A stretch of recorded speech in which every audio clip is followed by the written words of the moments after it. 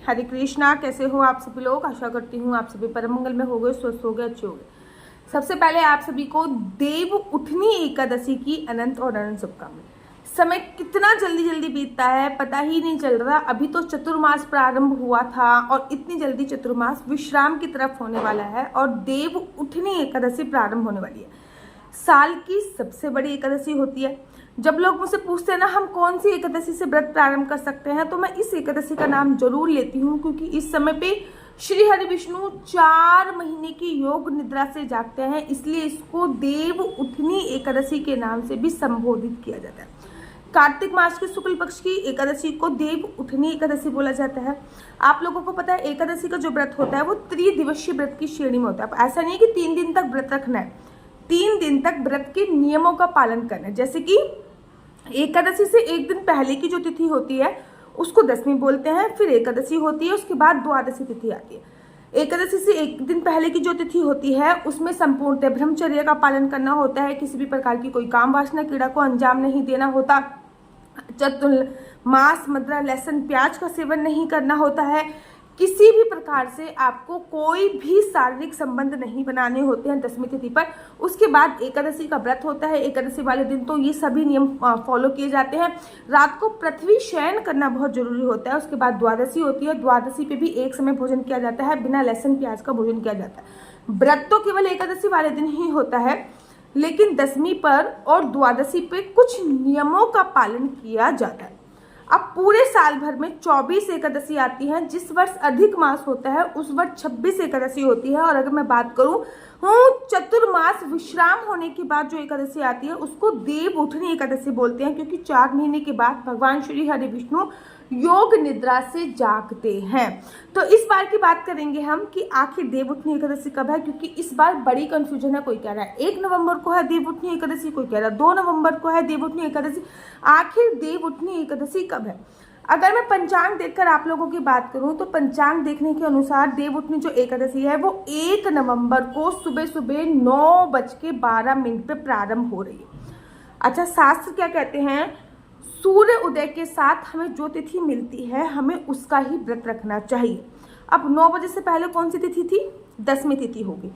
शास्त्र में ये भी बताया गया है कि दशमी युक्त एकादशी का व्रत रखने से हमें दोष लगता है, इसलिए दशमी युक्त एकादशी का व्रत नहीं रखना चाहिए। एकादशी तिथि का जो प्रारंभ हो रहा है वो सुबह सुबह 9:12 से प्रारंभ हो रहा है। वहीं पे एकादशी तिथि का जो विश्राम हो रहा है वो 2 तारीख को सुबह सुबह 7:30 बजे हो रहा है।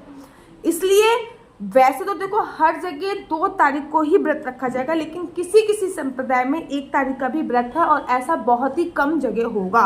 मैक्सिमम जगह 2 तारीख का व्रत रखा जा रहा है, क्योंकि अगर हम दशमी युक्त एकादशी का व्रत रखते हैं तो दोष लगता है। कहते हैं कौरवों की मां ने दशमी युक्त एकादशी का व्रत रखा था, परिणाम स्वरूप उनके 100 पुत्रों का वंश उजड़ गया था।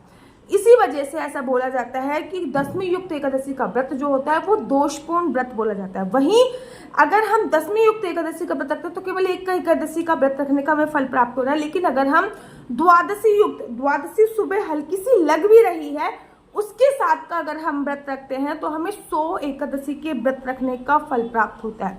देव उठनी एकादशी से ही भीष्म पंचक व्रत प्रारंभ होते हैं, जो कि कार्तिक मास के 5 दिन होते हैं, जिसको पंच भीकु भी बोलते हैं, भीष्म पंचक भी बोलते हैं। वो आपका 1 तारीख से प्रारंभ होगा। अच्छा, एकादशी पर सुबह सुबह उठना चाहिए, पानी में गंगा जल डाल के आप लोगों को स्नान करना चाहिए, क्योंकि कार्तिक का महीना चल रहा है। काले तिल हो गया, शरीर पर आपको उपटन लगा के तब स्नान करना चाहिए। उसके बाद एकदम साफ धुले हुए पीले रंग के वस्त्र पहनिए।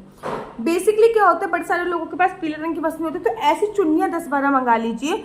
कम से कम दुपट्टा तो पीले रंग का लीजिए। अब बड़ी एकादशी है तो पूरे घर में गंगा जल का छिड़काव आप कीजिए, मंदिर को अच्छी तरीके से साफ कर लीजिए।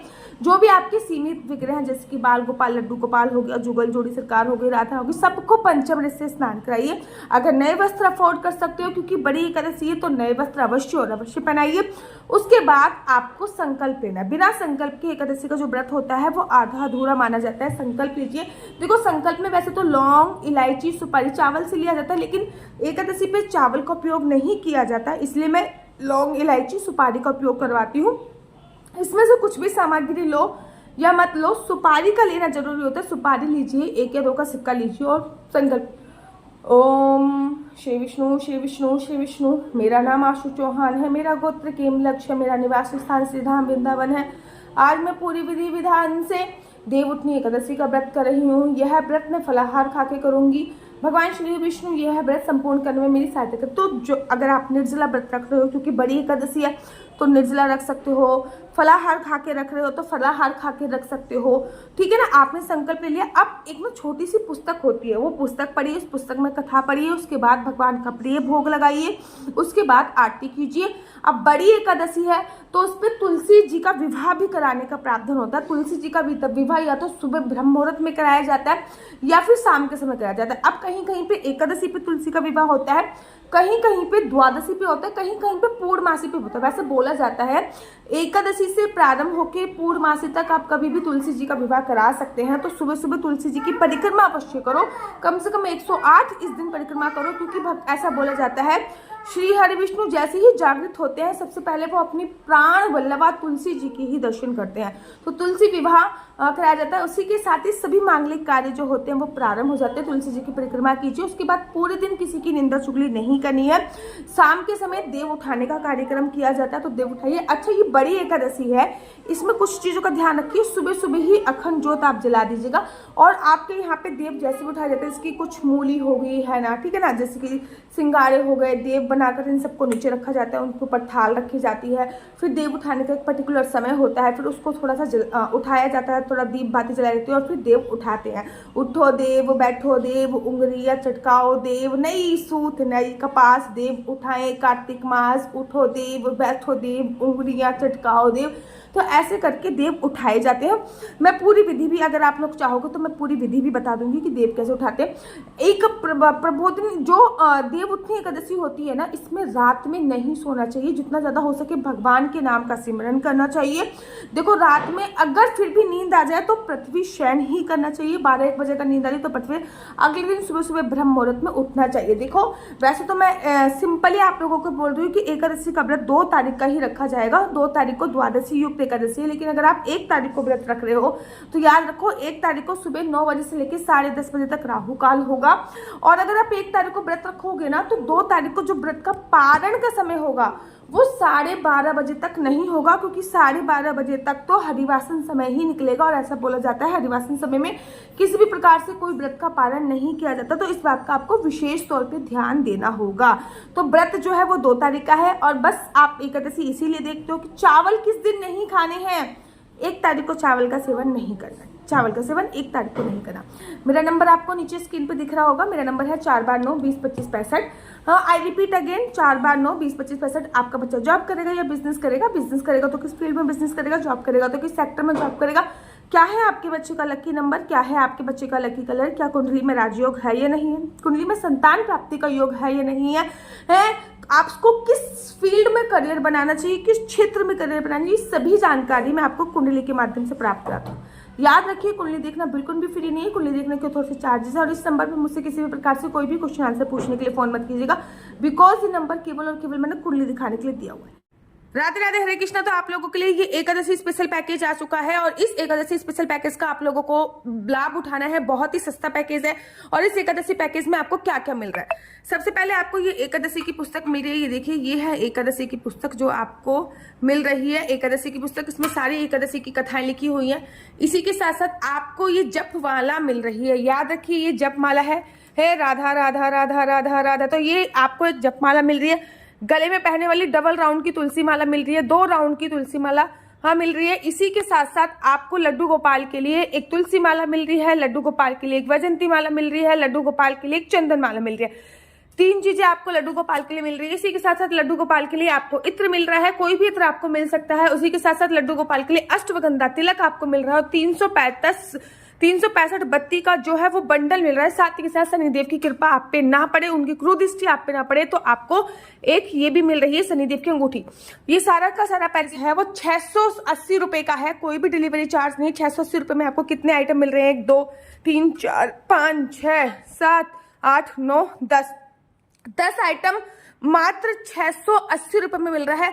अगर मैं एक एक आइटम की बात करूं तो बड़ा बड़ा महंगा पड़ता है। आप लोगों को पता है ये जो जप माला है इसका ही प्राइस 344 रुपए है। गले में पहनने वाली जो माला है इसका प्राइस 150 रुपए, 500 रुपए का तो ये दोनों ही हो जाता है। आपको सोचिए 680 रुपए और फ्री डिलीवरी चार्ज के साथ इतना सारा आइटम मिल रहा है। 100 रुपए का तो आपका इतना ही पड़ जाता है।